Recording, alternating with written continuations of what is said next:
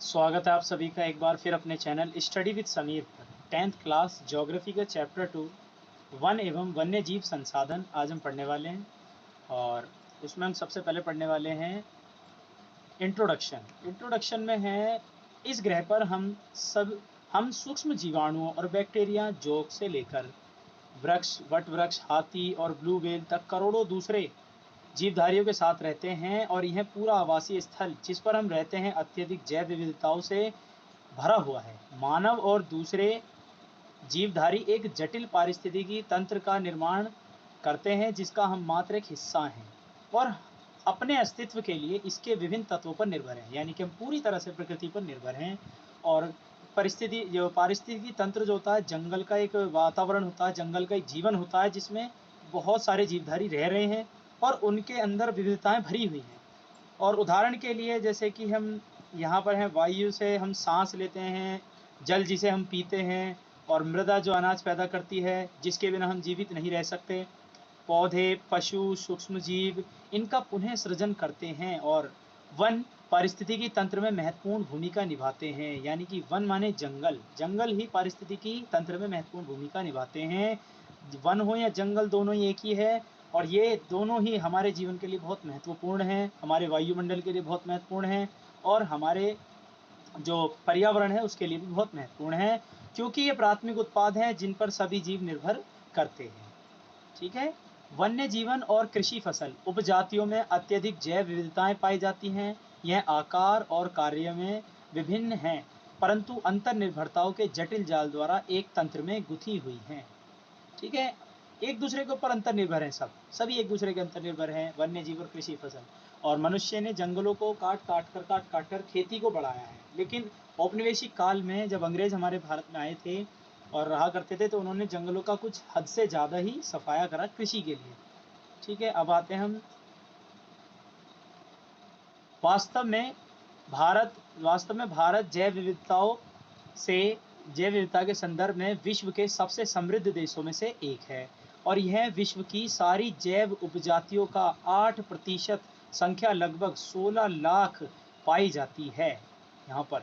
और वनस्पति जात और प्राणी जात हमारे हर रोज के जीवन में इतने गुथे हुए हैं कि हम इसकी कद्र नहीं करते। इतने गुथे हुए हैं हमारे प्राणी, बहुत जरूरी है। वनस्पति और प्राणी दोनों ही मनुष्य के लिए जरूरी है। भारत में 10% वन्य वनस्पति जात और 20% स्तनधारियों के लुप्त होने का खतरा है। और इनमें खतरों में आपका एक तो इनमें चीता है, गुलाबी सिर वाली बत्तख है, पहाड़ी कोयल है और हुबरडिया है। हेप्टान्यूरॉन घास की प्रजाति होती है, हेप्टान्यूरॉन वो है। जैसे पौधे शामिल हैं जो बिल्कुल विलुप्त होते जा रहे हैं या हो गए हैं विलुप्त। वास्तव में कोई भी नहीं बता सकता कि अब तक कितनी प्रजातियां विलुप्त हो चुकी हैं।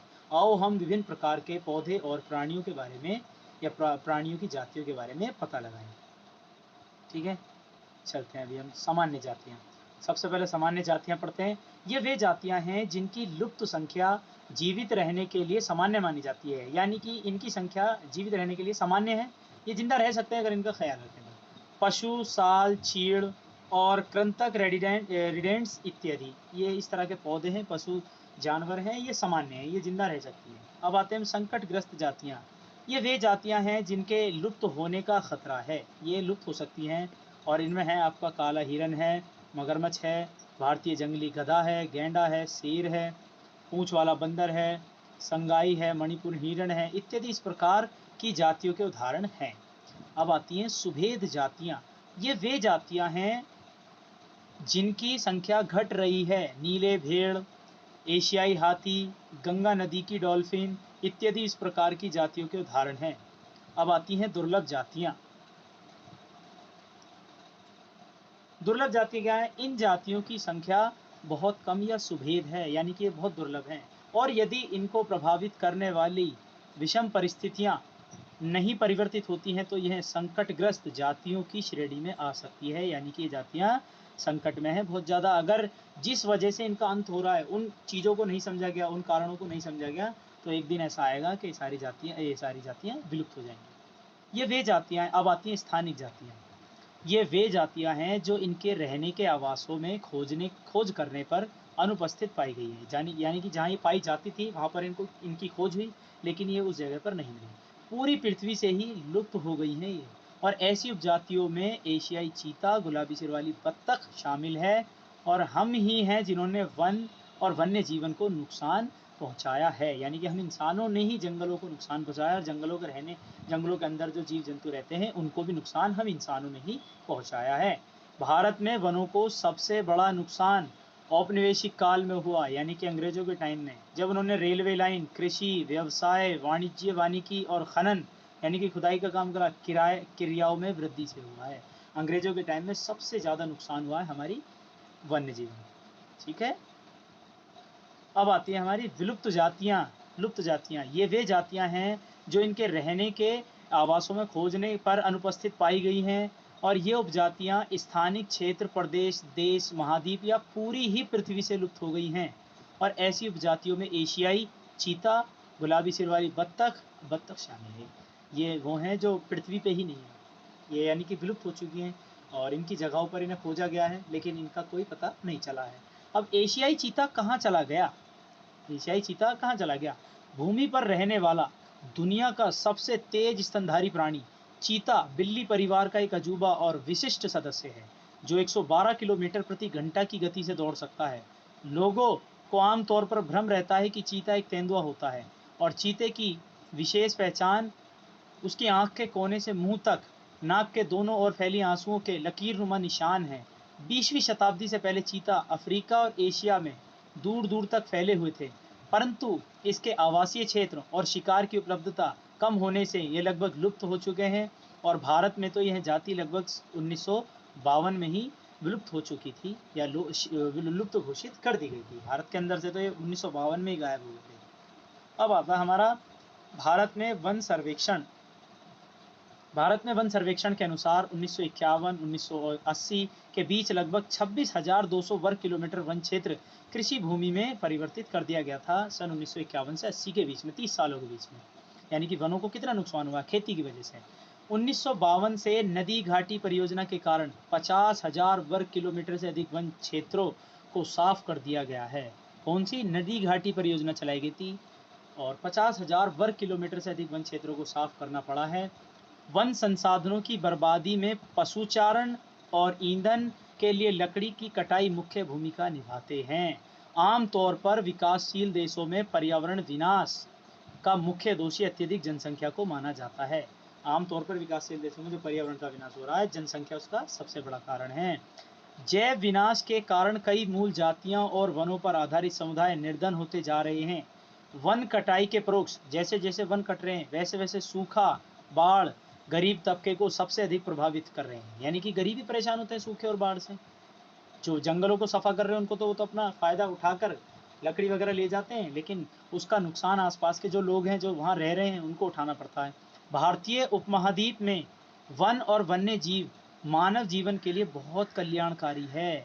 वन्य जीवन और वनों में तेज गति से हो रहे ह्रास के कारण इनका संरक्षण बहुत आवश्यक हो गया है। जैसे जैसे जंगल सफा हो रहे हैं और जंगलों के अंदर रह रहे जीव जंतु भी बिल्कुल गायब होते जा रहे हैं, इस स्थिति को देखते हुए अब हमें उनका संरक्षण करना बहुत जरूरी है। तो भारतीय वन्य जीवन रक्षण अधिनियम 1972 में लागू किया गया, जिसमें वन्य जीवों के आवास रक्षण के अनेक प्रावधान थे। वन्य जीवों के आवासों को रक्षण दिया जाएगा जहाँ वो रहते हैं। इस कार्यक्रम में बची हुई संकटग्रस्त जातियों के बचाव पर, शिकार प्रतिबंध पर वन्य जीव का कानूनन रक्षण करना है। यानी कि शिकार को रोकना है और कानून बनाने हैं वन्य जीव को लेकर, कोई भी उनका शिकार नहीं करेगा। जैसे बाघ परियोजना, वन्य जीवन संरचना में बाघ यानी कि टाइगर एक महत्वपूर्ण जंगली जाति है। 1973 में अधिकारियों ने पाया कि देश में 20वीं शताब्दी के आरंभ में बाघों की संख्या अनुमानित संख्या से 55,000 से घटकर 1,827 रह गई है। बाघों को मारकर उनके व्यापार के लिए चोरी करना, आवासीय स्थलों का सिकुड़ना, भोजन के लिए आवश्यक जंगली उपजातियों की संख्या कम होना और जनसंख्या में वृद्धि बाघों की घटती संख्या के मुख्य कारण हैं। क्या क्या कारण है? आवासीय स्थलों का सिकुड़ना, भोजन के लिए आवश्यक जंगली उपजातियों की संख्या कम होना, जनसंख्या बढ़ना, ये सब बाघों की संख्या पर असर डाल रहे हैं। बाघों की खाल का व्यापार और उनकी हड्डियों का एशिया के देशों में परंपरागत औषधियों में प्रयोग किया जाता है और यह कारण यह जाति विलुप्त होने की कगार पर पहुंच गई है। चूंकि भारत और नेपाल दुनिया की 2/3 बाघों को आवास उपलब्ध कराता है, यानी कि दुनिया के 2/3 बाघ भारत और नेपाल में रहते हैं। अतः ये देश शिकार और चोरी और गैर कानूनी व्यापार करने वालों के मुख्य निशाने पर है। प्रोजेक्ट टाइगर विश्व की बेहतरीन वन्य जीव परियोजना में से एक है, प्रोजेक्ट टाइगर, और इसकी शुरुआत 1973 में हुई थी। बाघ संरक्षण मात्र एक संकटग्रस्त जाति को बचाने का प्रयास नहीं है, सिर्फ बाघ को बचाने ही, बाघ संकटग्रस्त जाति है, लेकिन ये जो प्रोजेक्ट टाइगर परियोजना बनाई गई है, इसमें क्या है कि इसका उद्देश्य बड़े आकार के जैव जाति को भी बचाना है। उत्तराखंड में कॉर्बेट राष्ट्रीय उद्यान है, पश्चिम बंगाल में सुंदरबन राष्ट्रीय उद्यान है, मध्य प्रदेश में बांधवगढ़ राष्ट्रीय उद्यान है, राजस्थान में सरिस्का वन्य जीव पशु विहार है, और असम में मानस बाघ रिजर्व है, और केरल में पेरियार बाघ रिजर्व है। भारत में बाघ संरक्षण परियोजनाओं के उदाहरण हैं। ये हैं, इतने सारे उद्यान बनाए गए हैं सिर्फ बाघों के रक्षण के लिए, बाघों को बचाने के लिए, ये भारत के अलग अलग क्षेत्रों में। अब तथा जंगली जीवों के व्यापार पर रोक लगाने पर प्रबल जोर दिया जाता है कि जंगली जीवों को कोई नुकसान ना पहुंचाए। केंद्रीय सरकार ने कई परियोजनाओं की भी घोषणा की है, जिनका उद्देश्य गंभीर खतरों में पड़े कुछ विशेष वन प्राणियों को रक्षण प्रदान करना है। इन परियोजनाओं में बाघ, एक सींग वाला गैंडा, एशियाई शेर और अन्य प्राणी शामिल हैं। संरक्षण नियोजन में कीटों को भी महत्व मिल रहा है, यानी कि बचाने में कीटों को भी बचाया जा रहा है। कैसे? वन्य जीव अधिनियम 1980 और 86 के तहत सैकड़ों तितलियों, पतंगों, भृंगों और एक ड्रैगन फ्लाई को भी संरक्षित जातियों में शामिल किया गया है। 1991 में पौधों की भी 6 जातियां पहली बार इस सूची में रखी गई। भारत में अधिकतर वन और वन्य जीवन या तो प्रत्यक्ष रूप से सरकार के अधिकार के क्षेत्र में है, या वन विभाग अथवा अन्य विभागों के जरिए सरकार के प्रबंध में है। इन्होंने निम्नलिखित वर्गों में बांटा गया है। हमारे देश में या तो वनों की रक्षा सीधा सरकार करती है, सरकार उसकी पूरी जिम्मेदारी लेती है, या वन विभाग को जिम्मेदारी सौंप दी जाती है और वो सरकार के साथ मिलकर जंगलों की हिफाजत करते हैं। और हमारे भारत में वनों को निम्न वर्गों में बांटा गया है, जिनमें सबसे पहले आता है आरक्षित वन। देश में आधे से अधिक वन आरक्षित वन घोषित किए गए हैं। आरक्षित वनों को सर्वाधिक मूल्यवान माना जाता है, यानी कि सर्वाधिक मूल्यवान वन यही है, आरक्षित वन। रक्षित वन, वन विभाग के अनुसार देश के कुल वन क्षेत्र का 1/3 हिस्सा रक्षित है, जिनकी रक्षा करना बहुत जरूरी है। अवर्गीकृत वन, अवर्गीकृत वन अन्य सभी प्रकार के वन और बंजर भूमि जो सरकार, व्यक्तियों और समुदायों के स्वामित्व में हो, तीनों के, सरकार के भी, व्यक्तियों के भी और व्यक्तियों के समुदायों के स्वामित्व में हो, वो अवर्गीकृत वन कहे जाते हैं, जिसमें बंजर भूमि भी शामिल है। आरक्षित और रक्षित ऐसे स्थायी वन क्षेत्र हैं जिनका रख रखाव इमरती लकड़ी, अन्य वन पदार्थों और उनके बचाव के लिए किया जाता है। आरक्षित और रक्षित वन ऐसे स्थायी वन हैं जिनका रख रखाव सिर्फ इसलिए किया जाता है कि यहाँ से लोग इमारती लकड़ी और वन्य पदार्थ न ले जाए निकाल कर। और वन हमारे देश में कुछ मानव प्रजातियों के आवास भी हैं। भारत के कुछ क्षेत्रों में तो भारतीय स्थानीय समुदाय सरकारी अधिकारियों के साथ मिलकर अपने आवासीय स्थलों के संरक्षण में जुटे हुए हैं। यानी कि भारत के जंगलों के साइडों में जो आदिवासी जाति रहती है, वो भारतीय सरकार के साथ मिलकर जंगलों की हिफाजत में महत्वपूर्ण योगदान देते हैं। लेकिन कई क्षेत्रों में तो लोग स्वयं ही वन्य जीव आवासों की रक्षा कर लेते हैं। यानी कि कई क्षेत्र ऐसे हैं जहां सरकार की मदद नहीं चाहिए और सरकार की ओर से हस्तक्षेप भी स्वीकार नहीं करते, यानी कि खुद ही वो जंगलों की रक्षा करना जानते हैं। जैसे कि हिमालय में प्रसिद्ध चिपको आंदोलन कई क्षेत्रों में वन कटाई रोकने में ही कामयाब नहीं रहा। चिपको आंदोलन चलाया तो गया था, लेकिन वन कटाई को रोकने में कामयाब नहीं रहा। और यह भी दिखाया गया कि स्थानीय पौधों की जातियों को प्रयोग करके सामुदायिक वनीकरण अभियान को सफल बनाया जा सकता है। यानी कि जिस स्थान पर जो पौधे ज़्यादा उगते हैं, अगर उनकी संख्या बढ़ाई जाए या बढ़ा दी जाए, तो वहाँ पूरे के पूरे वनों का निर्माण किया जा सकता है। तो कहने का मतलब क्या है, वन हमारे वनों का संरक्षण बहुत ज़्यादा ज़रूरी है। चाहे उसका संरक्षण सरकार को करना पड़े, या सरकार को वन विभाग के साथ मिलकर करना पड़े, या फिर सरकार को आदिवासी समुदाय से मिलकर उनके साथ जब जंगलों की हिफाजत करनी पड़े, या फिर बहुत से समुदाय ऐसे हैं जिनको सरकार का हस्तक्षेप भी पसंद नहीं है, यानी कि सरकार की मदद भी पसंद नहीं है। वो स्वयं ही जंगलों की हिफाजत करते हैं और जंगलों के अंदर जो पदार्थ उन्हें मिलता है, लकड़ी वगैरह, उसका वो खुद इस्तेमाल करते हैं और एक नियमित मात्रा में। अब जैसे कि टिहरी में किसानों का बीज बनाओ आंदोलन और नवदाने ने दिखा दिया है कि रासायनिक उर्वरकों के प्रयोग के बिना भी विविध फसल उत्पादन द्वारा आर्थिक रूप से व्यवहार्य कृषि उत्पादन संभव है।